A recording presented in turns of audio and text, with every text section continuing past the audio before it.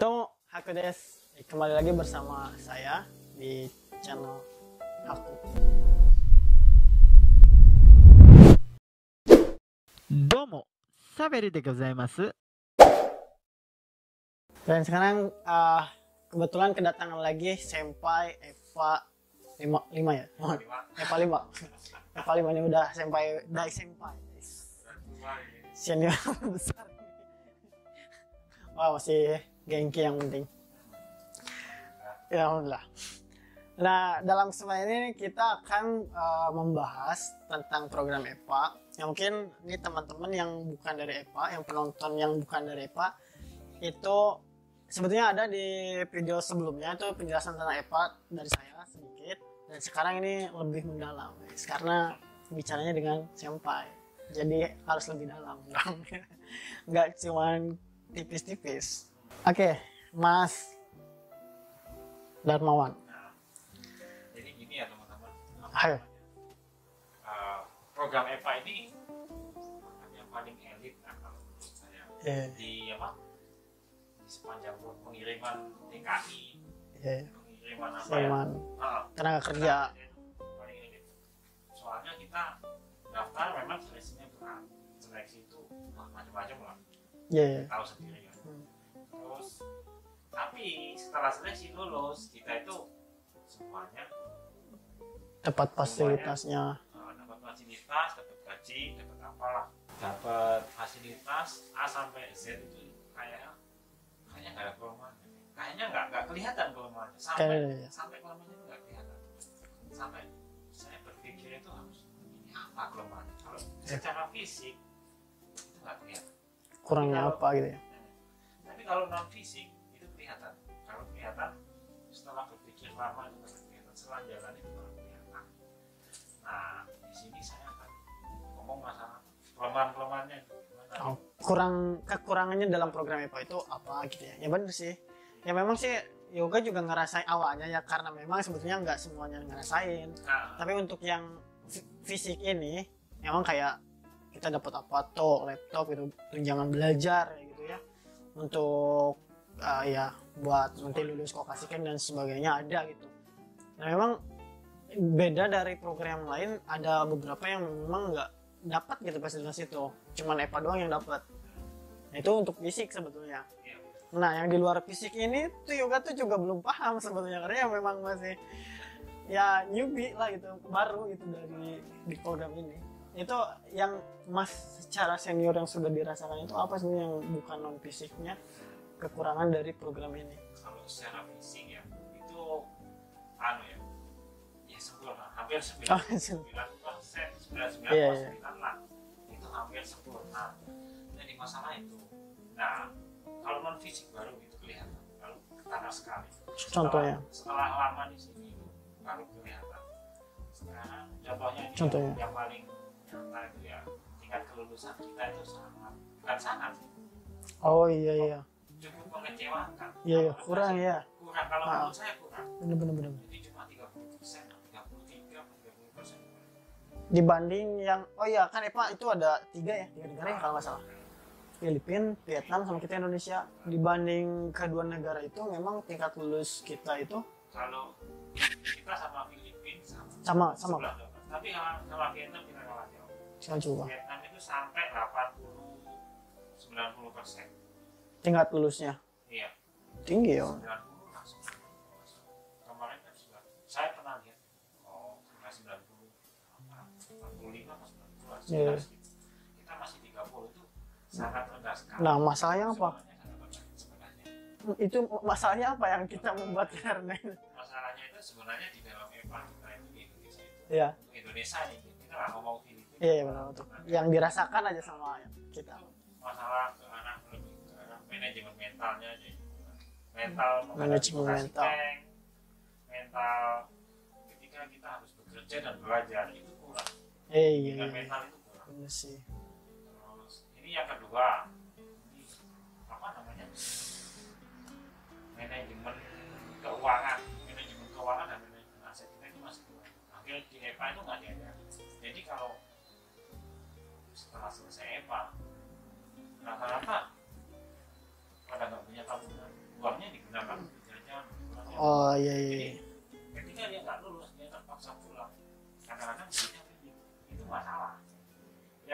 Indonesia duitnya banyak apa rata-rata sih duitnya nggak ada.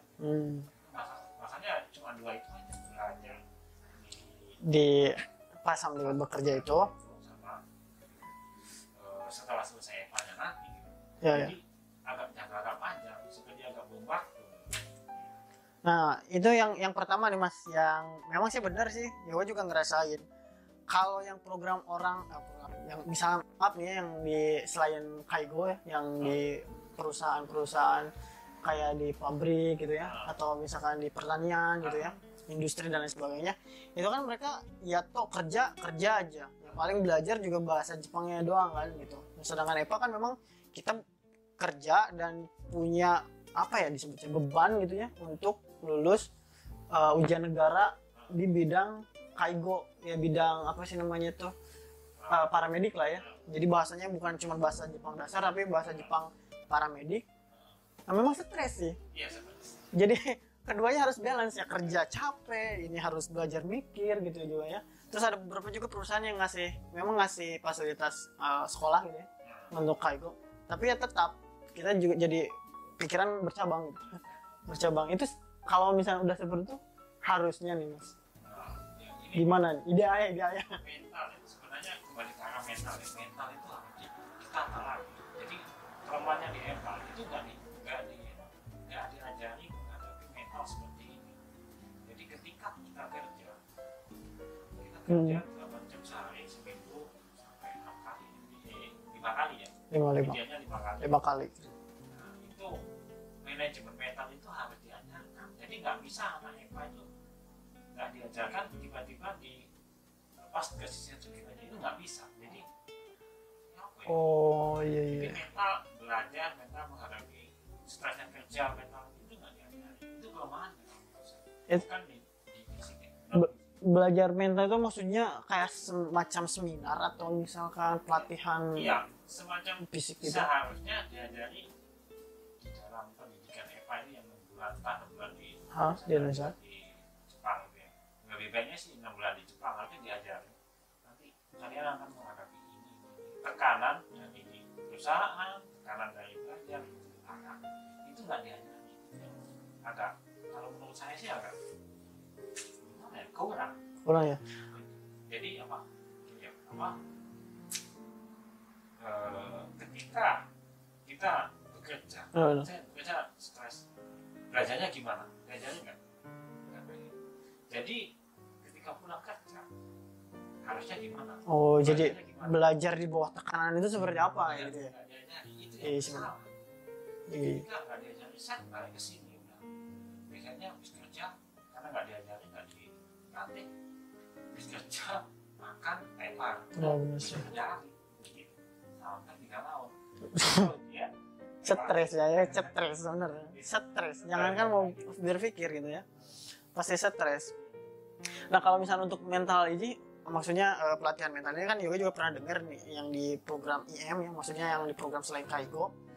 Program itu kan ya mereka tuh di Indonesia pelatihannya tuh fisik dan mental mas, kayak olahraga, push up gitu terus aja tiap hari itu sampai apa istilahnya ya bukan dimarah-marahin gitu, dikasih tekanan gitu, biar pas kerja mereka dapat tekanan itu ya karena udah terbiasa gitu di pelatihan. Memang kalau di kita nggak ada ya sebenarnya. Kalau di EVA itu saya rasakan dulu pelatihan itu nggak ada. Nggak ada yang kayak gitu ya, full belajar aja ya. Belajar aja. Belajar tuh. Menghadapi tekanan dikit KO. Iya, langsung tumbang lah ya. Benar. Jadi memang perlu hal seperti itu. Mental menghadapi fisik dan mental. Mental menghadapi ujian negara, memotivasi diri sendiri. Istilahnya mental itu harus ada. Salah satunya. Dan ya motivasi juga. Motivasi juga setelah jadi kita yang sebagai Kaigo maupun Kaigo ya. Kalau Kaigo itu 3 tahun sekali. Setelah 3 tahun ya. Kalau kamu itu setahun sekali itu cara menghadapi, cara belajarnya, cara ujiannya mungkin kalau kamu mungkin sudah ada ya, nggak tahu saya, tapi cuma namanya kalau Kaigo yang teman-teman Kaigo nggak ada. Jadi setelah belajar seharian di sampai 6 bulan di Camp Center ya sudah belajar dilepas harusnya ada. Jadi anak itu ketika saya hayabang gitu misalnya, ini contoh ya, ketika saya hayabang jam 7 sampai jam 4, terus saya kerja seperti itu, belajarnya kapan? Itu dikasih tahu nggak dikasih tahu, nggak ada. Kalau amat kamu belajar jam segini. Oh iya. Jadi harusnya itu pendidikan itu ada. Jadi kalau kamu misalnya hayabang, kamu bisa istirahat dulu sampai katakanlah sampai rumah jam 4:30. Jam 4:30 sampai jam 5:30 istirahat dulu. Sholat makan. Terus belajarnya baru kapan? Baru jam 5:30 sampai jam 7:30 atau jam 5:30 sampai 8:30. Atau macam-macam boleh katakanlah istirahat dulu 2 jam. Misalnya 4:30 nyampe rumah, 6:30 baru belajar. Oh. Jadi kayak gitu. Atau mungkin Mas karena nggak diajarin seperti itu ya mungkin mereka itu berpikir ya kalau urusan belajar setelah itu kita cari, maksudnya punya formula sendiri gitu, mau kapan juga formula kita gitu. Jadi nggak usah diajarin juga, kita cari formula Nggak sendiri bisa. atau Nggak bisa. Karena nggak terbiasa seperti itu. oh Karena nggak terbiasa seperti itu, harus diajari. jadi intinya ya harus diajarin dan dibiasakan gitu ya. Karena nggak ada pelajaran, maksudnya nggak ada materi di awalnya, nggak dikasih tahu, jadi kita juga ya udahlah gitu gini aja gitu. Kata-kata kayak gitu ya. Jadi semuanya habis kerja capek tidur main HP gitu ya. Ya sudah tidur. Besoknya langsung kerja lagi. Kata-kata seperti Itu. Ya alasannya mau belajar itu capek. Nah, tapi masalahnya kalau misalnya alasannya capek, yang ini yang baru datang ya misalnya yang ini juga banyak lihat, mereka main bisa. Main bisa. Untuk selfie bisa. Ya misalkan dari pulang kerja ya, mereka kemana dulu gitu misalnya ya. Iya, bisa. Foto-foto gitu, apa main kemana gitu ya, jalan-jalan gitu. Itu sebenarnya motivasinya aja. Motivasi berarti ya masalah juga salah satunya. Mungkin salah besarnya juga itu motivasi. Nah tapi untuk motivasi kan ya memang kita kenal juga sih sebetulnya kalau untuk foreigner ya, untuk pekerja luar itu kan biasanya ada homesick kayak gitu ya, yang udah nggak betah gitu ya, rindu apa yang sesuatu yang di Indonesia gitu. Nah untuk membangkitkan motivasi baiknya harusnya seperti apa Mas? Menurut Mas? Sebenarnya setiap orang itu harus punya buku impian. Dia sebenarnya harus diajarkan di EPA juga sih, maksudnya gini. Jadi dia itu datang ke Jepang ngapain? Iya. Dia mau tujuannya apa dulu? Kalau misalnya cuma jalan-jalan, Coba-coba. jangan. Jadi sebelum datang ke Jepang itu sudah harus ada. Jadi gajinya berapa, bonusnya berapa, pendapatan bersih setahun berapa. Nanti setelah itu diberikan atau digunakan untuk hal-hal yang bermanfaat. Nah, hal yang bermanfaat ini contohnya apa? Macam-macam. Bisa tanah, bisa emas, bisa apa. Jadi setelah 3 tahun itu dia dapat apa? Itu harus ada seharusnya. Tapi yang nggak ada. Untuk memotivasi diri, kerjaan ada masalah sedikit aja udah langsung kepikiran kan, bawa ke rumah, kepikiran di rumah gitu, nggak bisa digantungin kayak gitu. Itu mungkin perlunya materi mental tadi mungkin. Jadi apa? Yang namanya mental, pelajaran mental itu Iya. ada. Benar. Di email tadi Indonesia boleh di kampus Uji mental. selama setahun pendidikan itu. Jadi pendidikan itu mengajari mental kita ketika kita bekerja dan belajar itu stresnya gimana, cara menghadapinya gimana, itu harus tahu. Itu harus diajari. Nggak bisa cuma satu kali dia nggak bisa, harus beberapa kali harus dilatih. Terus yang kedua, motivasi itu menuju vokasi kayak jadi kita itu di Kaibo ini, di Kaibo itu Kaibo Kohosia ini memang disetting untuk lulus. Jadi mental lulus itu harus ada. Kalau nggak ada mental lulus gimana? Banyak loh istilahnya apa ya, mental lulus gak lulus pulang. Ya nggak apa-apa sih. Tapi cuma kalau di Indonesia kamu udah punya apa-apa ya nggak apa-apa. Udah ada rencana gitu ya, yang nggak apa-apa. Nggak jaminan nggak apa-apa. ada jaminan. Nggak ada jaminan. Itu yang masalah. Terus apa namanya, menghadapi apa hidup ini apa ini? Hidup apa? rencana selanjutnya setelah di EPA itu mau ngapain itu kan nggak ada. Jadi ya rata-rata teman-teman saya ya lantang-lantung lah, istilahnya mau ngapain lah, itu banyak sekali karena memang pendidikan itu nggak ada, itu yang masalah. Mental itu ya, mental bener sih. Oh iya, teknik belajar juga gimana? Teknik belajar yang kayak hayabang, terus belajarnya kapan? Itu kan nggak diajarin. Terus kalau misalnya nicking itu jam 9 sampai jam 6 sore, itu cara belajarnya, jam belajarnya kapan? Itu kan nggak diajarin. Bener. Ya, kalau saran saya sih, setelah pulang, jam 6 pulang, jam setengah 7 sampai rumah, istirahat, sholat makan 2 jam, terus belajar 1 jam gitu. Terus yakin juga gimana, kalau yakin panjang gimana, yakin pendek gimana, diajarin nggak diajarin. Ayo kamu yakin panjang, kalau yakin pendek belajar gimana kamu? Yakin, kalau udah orang yakin tuh aduh ngantuknya. Namanya udah dinas malam nggak tidur, pas pagi pulang tidur sampai sore. Iya.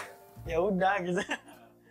Nah, enggak maksudnya kalau menghadapi yakin pendek itu jam belajarnya kapan? Itu sebenarnya harus diajarin. Yakin pendek jam belajarnya jam sekian dan jam sekian. Terus yakin panjang jam sekian dan jam sekian, itu harus diajarin sebenarnya diajarin. Tapi cuma nggak ada sebenarnya. Nggak ada. Ya, kalau di pelitian ya nggak, ya tahu sih yoga juga nggak kurang ini. Cuman pas memang di awal pembekalan nggak ada sih. Nggak ada. Tapi kalau materi yang mau untuk ujian itu diajarin. Ya. Kalau tahun pertama targetnya apa, tahun kedua targetnya apa, tahun ketiga targetnya apa. Iya. Nah, Iya sih. Kalau misalnya untuk pemakaian apa buku kayak gitu juga kalau nggak salah ada diajarin tahap-tahapannya. Nah, ini dulu gitu. Cuman untuk manajemen waktu tadi itu nggak ada. Terus juga sebenarnya ini harus ada yang satu lagi itu manajemen keuangan dan aset ya. Itu yang nggak diajarin. Jadi setelah kita EPA itu kan ada kontraknya, ada yang 3 tahun, ada yang 4 tahun. Nah, kalau Anda lulus, kalau saya lulus, atau teman-teman lulus gitu nggak apa-apa, istilahnya masih aman lah ya. Tapi kalau yang nggak lulus, mau nggak mau harus pulang. Nah ini setelah pulang ngapain? Ini anak-anak bapak dulu, teman aku belum banyak. Kalaupun nggak bapak dulu di Indonesia susah banget nyari. Maaf ya, susah banget, sulit banget di Indonesia. Ya nggak tahu kenapa emang seperti itu Indonesia. Suasana ekonominya, situasi ekonominya kayak nggak bisa. Jadi setelah kalau misalnya 3 tahun 3 kali ujian nggak lulus, nggak lulus ya harus pulang. Dia terpaksa pulang karena memang terpaksa pulang karena harus pulang. Nah dia nggak lulus, susah banget nyari kerja. Itu mungkin ini mas, karena EPA itu kan tujuan awalnya tuh mereka harus lulus kok kasih kayak gitu, bukan untuk pulang gitu ya. Jadi digodongnya gimana caranya buat lulus. Nah kalau misalkan program Kensu nih yang di luar program kita, itu juga pernah dengar kalau mereka itu ada semacam ikatan. Jadi setelah beres kontrak itu mereka tuh ada semacam kayak wadahnya itu untuk mereka berentrepreneur gitu. Jadi tabung uang gitu, cicil uang gitu buat pas pulang itu mereka bisa berentrepreneur dengan uang yang dikumpulin gitu. Karena memang mereka targetnya bukan buat lulus, bukan jangka panjang, karena udah kontrak ya pulang gitu. Setelah pulang mereka berentrepreneur gitu. Itu ada mereka programnya kayak gitu. Kalau di kan nggak ada ya? Ya itu sebenarnya harus ada. Istilahnya apa ya? Nggak separah, nggak sedetail mungkin di program Kensu. Tapi cuma tetap harus ada. Nanti seandainya. Nah seandainya itu nggak. Apa yang nggak? Itu yang masalah. Iya sih. Harusnya yang minimal apa? Misalnya ini 3 tahun ya misalnya. Ini contoh. Misalnya 3 tahun. Kali resiko yang jalan terjelek aja. Istilahnya 3 tahun. Dan saat 3 tahun ini harusnya katakanlah misalnya ingin bikin minimarket. Tahun pertama beli tanah di pinggir jalan yang agak mahal, kapling gitu ya, untuk bikin minimarket. Misalnya begitu. Tahun kedua bikin bangunan. Yang ketiga ketiga modal minimarket, tahun ketiga kalau selesai ujian nggak lulus dia terpaksa pulang, dia masih bisa di Indonesia masih punya minimarket, ada pegangan gitu ya. Itu harusnya seperti itu, tapi kita nggak ada. Nggak ada sih. Itu harusnya internal IPA sendiri di Indonesia ya boleh, di Jepang nggak boleh, harusnya ada seperti itu, dilatih lah masalahnya. Terus Fasilitasi gitu ya. Setelah kita punya masalah Kenshu, kan Kenshu-nya IPA itu kan 6 bulan di Indonesia, 6 bulan di Jepang. Iya. Tiga ya. Kenshu setahun itu 6 bulan itu, kalau di Jepang kan langsung 6 bulan. Iya. Itu sebenarnya nggak pas. Kalau menurut saya 4 bulan aja cukup, yang 2 bulan di akhir. Ini di akhir. Tapi untuk Kaigoshi ya itu kebijakannya beda lagi. Tapi kalau untuk Untuk Kaigoshi Kaigo itu sebaiknya seperti tadi 4 bulan, 2 bulan di akhir. 2 bulan di akhir. 2 bulan itu berarti sebelum menghadapi ujian negara. Harus disetting seperti itu. Kalau nggak gitu ya semuanya yang mendapat ya. Iya. Tetap ada yang lulus kan, cuma 30%. Tapi yang 70% ini kan nggak bisa diselamatkan. Iya. Oh iya, karena mungkin tadi ya jadi karena stres kerjaan, ya harus mikirin buat Kokashi Keng gitu.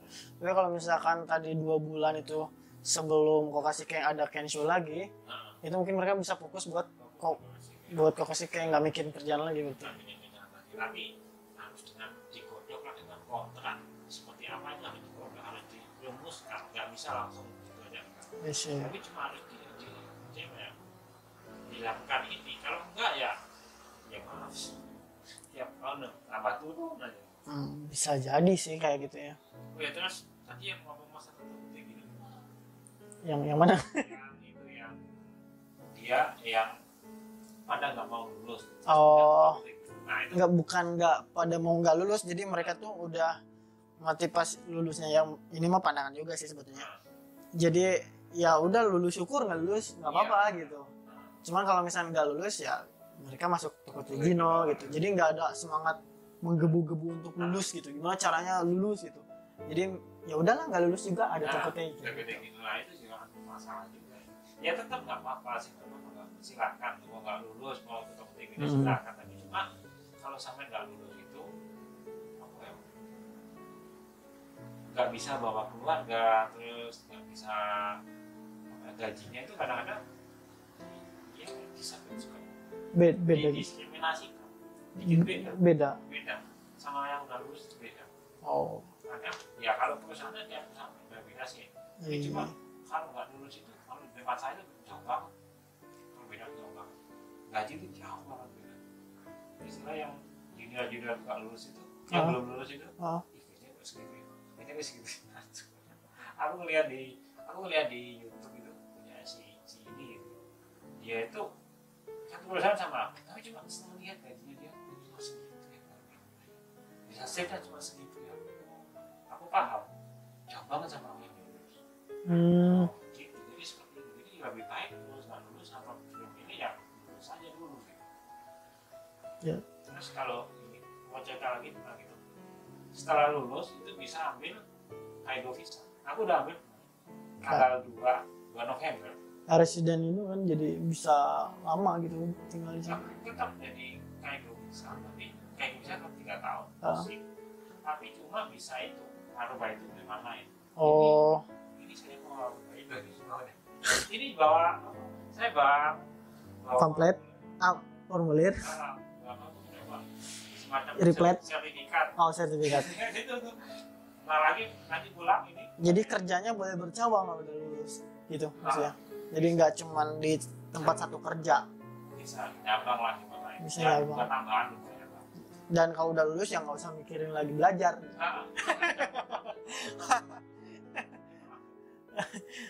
Bukan contoh yang misalnya buka lah. Bukan ya, mengingat-ingat gitu ya. Atau ya sih. Nah, ada di Kyoku yang gimana itu.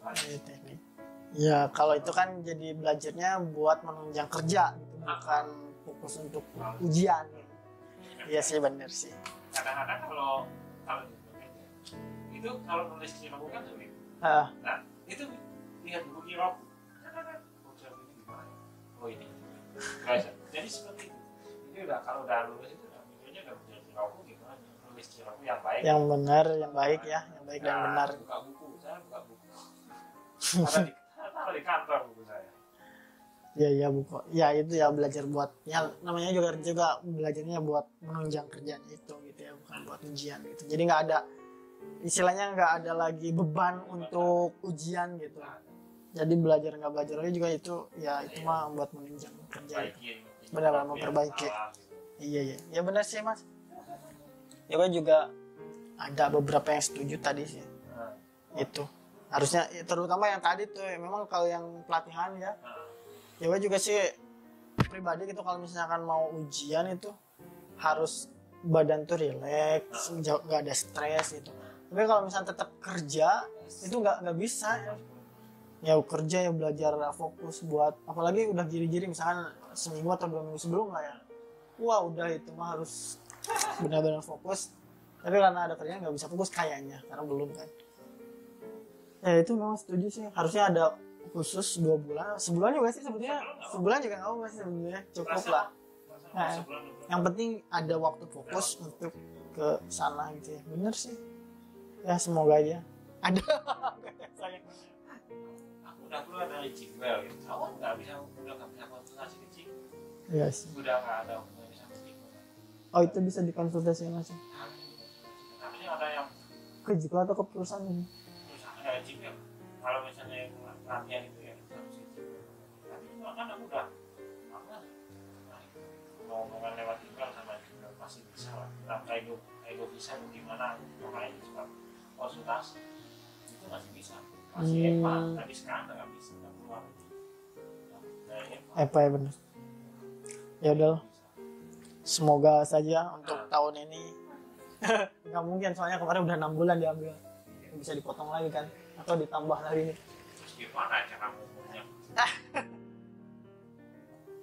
Ya nanti lah. Iya nanti. Aku ada sih linknya, nanti coba lagi lah nanti. Ya semoga angkatan setelahnya berarti yang belum pelatihan nih bisa gitu. Itu penting sih. Ya semoga saya juga bisa lulus. Dan harus lulus lah. Ya kak, ya dari segi materinya juga beda. Tapi ya nggak apa lah. Nanti berusaha lagi. Dan ya target harus ditulis kan di buku kan. Nanti lulus dan nggak cuma lulus doang, tadi kan kata mas juga kalau misalnya nggak lulus kemungkinan terburuknya juga harus dipikirin kan. Iya benar. Ya, itu harus dipikirin juga ya. Terima kasih mas sudah datang sudah membahas tentang EPA ini mau obrolan tentang EPA aja sih sebetulnya. Mungkin ada beberapa yang nggak ngerti, yang nonton yang bukan anak EPA nih nggak ngerti ya, kayaknya harus mengalami dulu atau coba minimal tahu lah apa itu EPA dan seperti apa programnya. Terima kasih dan sampai jumpa. Assalamualaikum.